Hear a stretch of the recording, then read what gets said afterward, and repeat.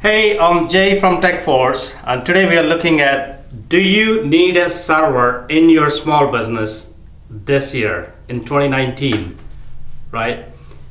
The answer is no. For most small businesses, you do not need a server. Why? I will show you why. But before that, I'm talking about most small businesses. Small businesses in the sense up to 250 employees. And also, I'm not talking about if you have a server already, I'm not asking you to get rid of it. But if you are looking into a collaboration or bringing in a server or looking to upgrade your old server, right, here is what to do. As I said, most businesses, unless you have files, a single file that is 2 gig, 3 gig, 4 gig big, large.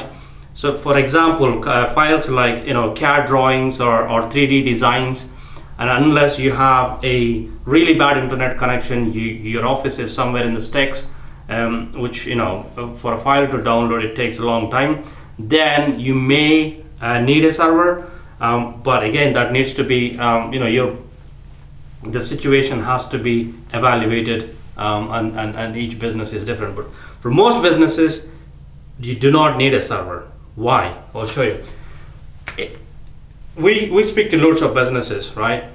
85%, if not, I would go as far as saying 90% of the businesses are on Office 365, right? Office 365. So as part of your Office 365, probably out of all those businesses, 50% of them, or maybe more than 50% of them, don't even realize what they get from Office 365, right? What most businesses think is email, right? That's what is Office 365 and Office software, yeah? But Office 365 actually gives you a ton of other stuff. As part of your subscription, you don't need to pay anything extra, right? So there is something called SharePoint, right? So SharePoint and OneDrive. Don't get confused, but let's think about this way. SharePoint is your team storage, team collaboration, the platform that enables the collaboration between your teams with group permissions and everything. It's just like your file server. If you have a server on site, a NAS box, or you have files in there and then you created permissions, right? Engineering gets these permissions, sales gets these permissions. That's exactly something you can do with SharePoint, and that is SharePoint on the cloud, right? And think about OneDrive as your home drive. If you have a personal drive on your personal storage space on your server, that's like your OneDrive. Think about it like your C drive, that's your own stuff. If you want it, you can share it with other people, but it's not the best for collaboration. If you want to save something on your own, this is good. But if you want to work with a team, then SharePoint, right? So why you don't need a server?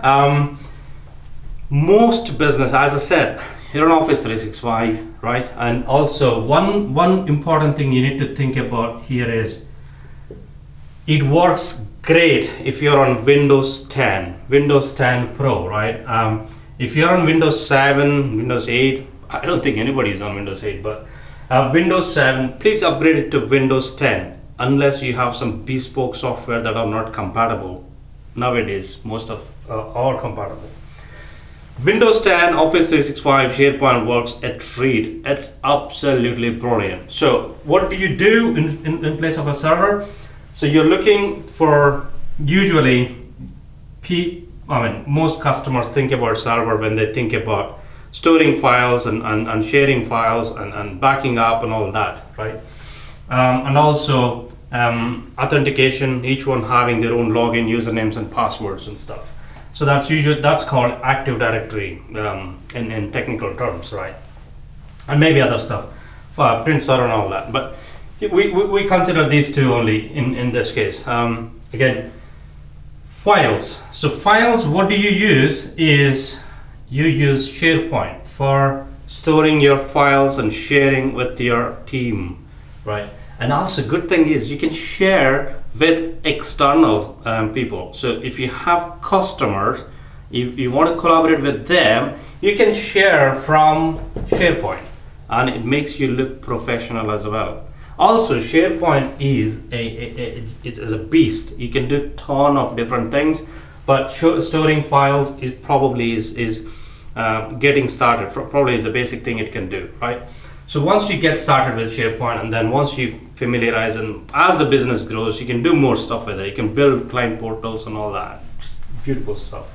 You can have HR systems and people booking holidays and things like that in SharePoint, right? It's good, right? But that's for a different day. Here, your SharePoint, which is part of your Office 365, part of what you already pay, right? It can replace your server, right? If you're buying a new server, you're probably looking at $6,000 to $10,000 to $12,000, depending on the requirements, right? As a rule of thumb, let's say $6,000 to $7,000. But here you have everything already paying. Why buy a server? Why waste money? Now, so everybody needs to have their own login and password and stuff, right? So in Office 365, everybody has their own username and password. Sometimes it syncs with the server on site, but we're not talking about on-site server here. So if you have Windows 10 Pro, you could join your PCs into Azure Active Directory. Again, it's part of your subscription, and that way everybody has same username password for their emails, PC logins, and everybody has their own one. So this is just the basic. Each business could be different, and your requirements could be different, but this should explain better why you need a server, why don't you need a server. If you ask me, I would say most businesses don't need a server, right? If you need further help, get in touch with us and we can absolutely help you. Thank you very much. Cheers. Bye-bye.